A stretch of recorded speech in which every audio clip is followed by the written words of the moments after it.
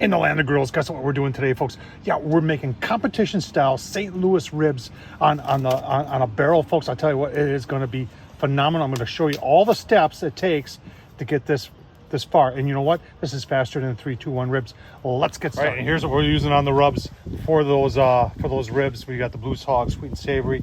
We got, you know what? You got to have some of the ash kicking honey chipotle barbecue, honey rub from Butcher Pro. You got some accent on there. You got some finishing dust and some Tailgaters BBQ party rub. Good stuff there, folks. Taking a look at these ribs, folks. Gonna give them a turn in the gateway. I'll tell you what, look at the color on there already. That is pretty phenomenal. All right, folks, you go to any barbecue competition and you're gonna see gateway drums all over the place. If you're wondering what they cost here, let's give you a look-see at that. All right, gatewaydrumsmokers.com, and their basic units start off right there for $1,200. They have these shinier ones, which are $100 more. It's a sizzle, they call it.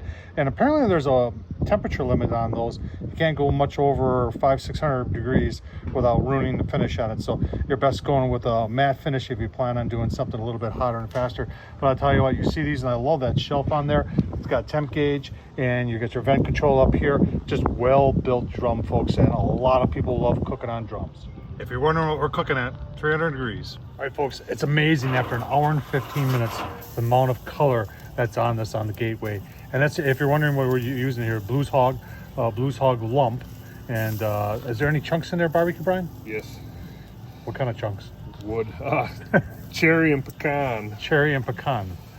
All right, we'll keep on going here. These are going to get turned. Looking really, really good. All right, folks, I can't give away all the trade secrets. We're starting a wrapper here. Barbecue Brian's doing his thing, and these are going to go back on, and they're going to get rotated, opened up, and get all that deliciousness going here on these ribs. Color on that. That is very, very nice. That's after 15 minutes wrap.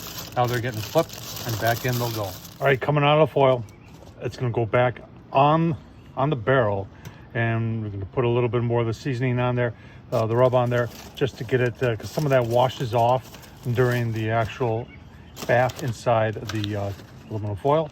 And then once it's only going to take about 5 minutes or so, and then we'll be saucing. All right, got them off the kettle. So what? Off the drum, sorry. Barbecue Brian right now is cutting them, and then we're picking out the best ones. Remember, and the turn-in box is going to be 6 ribs. So we've got all these ribs here, and we're going to pick out the candidates for those, put them back on, sauce them. We're going to go back on the drum, and then he'll pick the 6 best ones. Those are the ones they're still mighty good tasting. But like you said, he's going through and picking them out. And this is all part of the whole competition. Everybody else right now, we've got about 20 minutes until turn-in, and everybody else is doing the same thing. All right, folks, presentation is a big deal in competitions. Building a box, got kale on the bottom, and then picking from the ribs that was made. They all look delicious. They're all winner in my opinion, but we're trying to pick the right 6. We got 5, and they're going to put another one like that, and you know, in order to impress the judges when it comes to presentation. So next thing to do is turn them in. All right, folks, 24 hours later, you're wondering how we did on the gateway. Those ribs were 13 out of, I'm going to guess, out of 40 some, and they did their competition today. It's a 2-day comp, and they got first today overall. They got another day to go tomorrow. So give you a look-see. I'll tell you what, keep on watching. Check out Barbecue Brian, Mad Horse Barbecue, and then Darren at Ash Kickin' Barbecue. They're the ones, they're the Ash Kickin' team, and so far they are first. I'm proud that I was there to be with them. I'm just an observer. Amateur is Tom Horsman. Keep on watching. Thanks for watching, folks.